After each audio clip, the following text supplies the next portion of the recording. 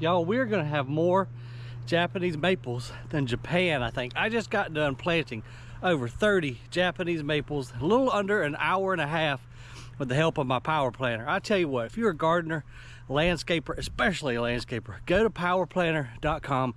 They're not sponsoring me. I bought it just like anybody else would.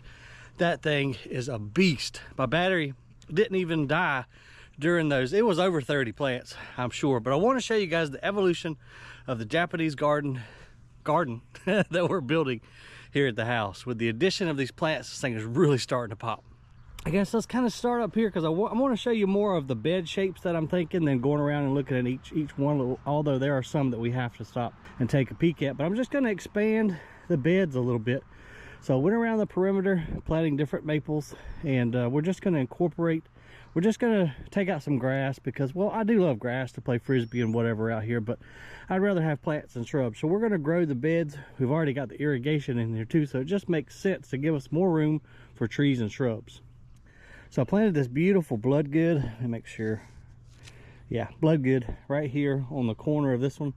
This will give some shade to our azaleas since we lost our trees during the hurricane, and just kind of be a focal point to help draw your eye down in here into the main spot of the Japanese garden. And so what I think I'll do over time is just kind of prune and make a canopy, tunnel-like little trails going down through here. Now again, I planted over 30 today, but look how many we still have left. But these things are really starting to leaf out now and look beautiful. Planted this nice Shoujo no Mai, which is trying to revert on me.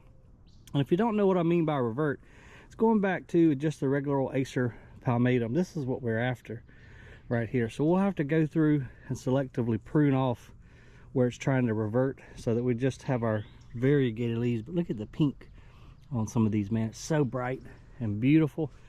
And everything, pretty much all of them have started to at least put out some leaf right here. I forget which one this guy is. Shiraname or Shiranam. Another rare Japanese maple, very small dissectum leaf. And this is the one I showed you. One of the more recent videos is Allen's Gold. Man, that thing has just really shown out. But we've got them popped literally everywhere. Again, more of my weepers down towards the edge, and then sporadically some of the more upright cultivars stuck out here in the middle, just to kind of give us those juts of vertical height that we need to shade some of the lower, more weeping ones.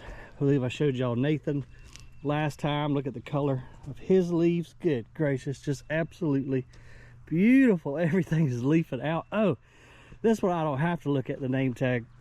This is probably one of my favorite and most rare Japanese maples that I have. This is called Firefly, and they named it properly because the leaves on these things just almost glow. Isn't that just a beautiful little maple? So he's more of an upright, won't get very big. Again, just expanding the bed. And I think what I'm going to do, I might even tie these two beds together, or if I do nothing else, I'll have just a small little trail coming through here, at least so we can pass through with the lawnmower to cut the grass and what have you. Got a nice Anabi Shadare that I added right here, another weeper.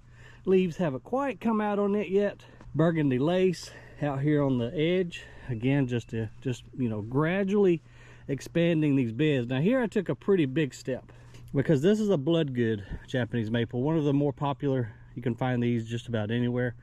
Upright to probably 20-25 feet, but I needed some more shade on those azaleas right there, so I really I'm going to curve this bed out hard, probably dip back in just to keep that natural kind of form.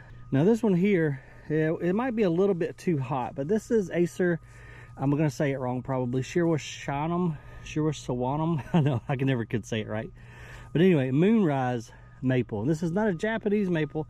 This is a Korean maple, or some people call them full moon maples, or even, I think I already said Korean maple, but anyhow, really pretty maple. Has nice, like, really wide leaves, very similar to a Japanese maple, but just a broader leaf structure. If it lives down here, it'll do, I mean, it's just a showstopper.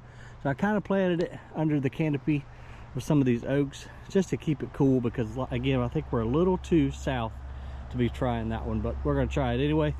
Forsythia's in bloom down there in the bed. This is Ariadne, another little beautiful little maple.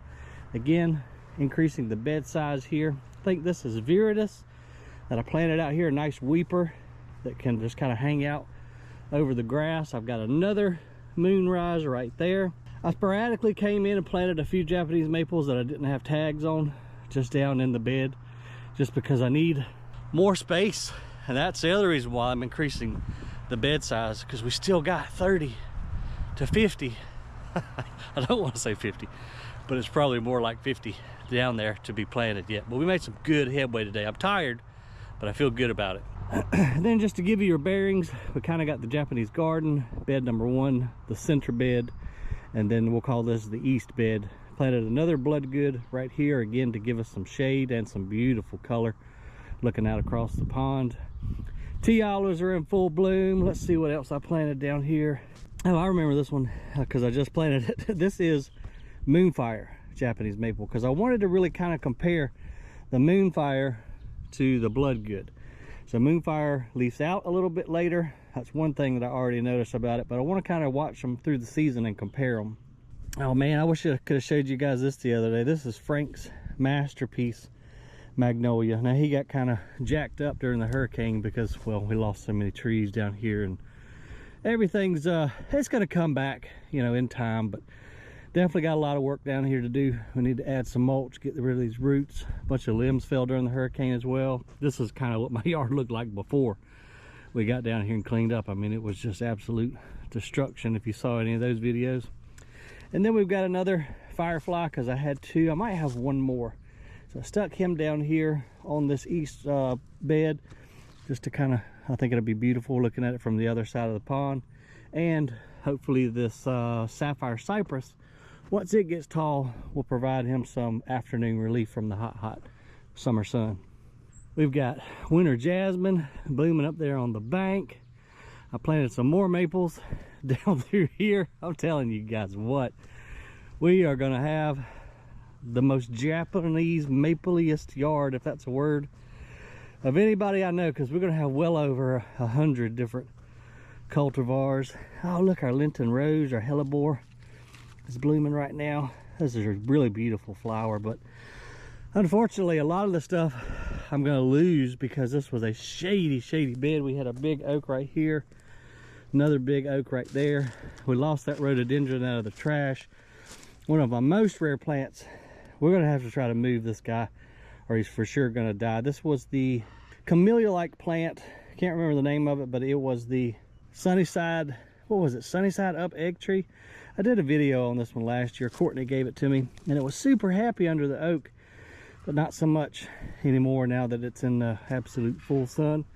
Azaleas are starting to bloom. What was this? This is Japanese plum yew we planted last year. And I probably didn't put a tag on this one, of course, but another beautiful little maple leafing out right down here. Want to redo the fire pit area. Oh, here's another Firefly. This is one that we planted last year. Look at that little guy. Another waterfall Japanese maple up here that's leafing out. Christy Ann, our lemon tree, we need to go ahead and just get rid of him. Maybe plant another Japanese maple down here. Here is this is Ariadne too, I'm pretty sure. Yeah, this is Ariadne too. So I planted this one last year. Just look at the leaf structure on that guy. Beautiful green veins. Got to come down and just do a bunch of maintenance, man. It is not looking great around here.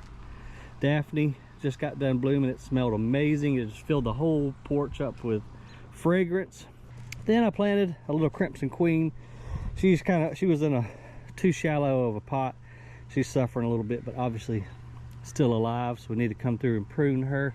But this is a whole area where I want to do just like tons of tropicals. I want to plant some lemon trees down here, tons and tons of elephant ears, some palms. I just want to jungle this whole place out around the pool down here. So lots and lots of gardening content coming this year, you guys. This is going to be our year. I'm taking the time. We are going to do all the things that we want to do and just garden our faces off. So I hope you'll join me along this spring, summer, and on into fall, and for however long we garden. But yeah, certainly do appreciate you guys watching the channel. Hit the thumbs up down there for me if you don't mind. Always remember, the more you know and the more you grow. I'll see you on the next video.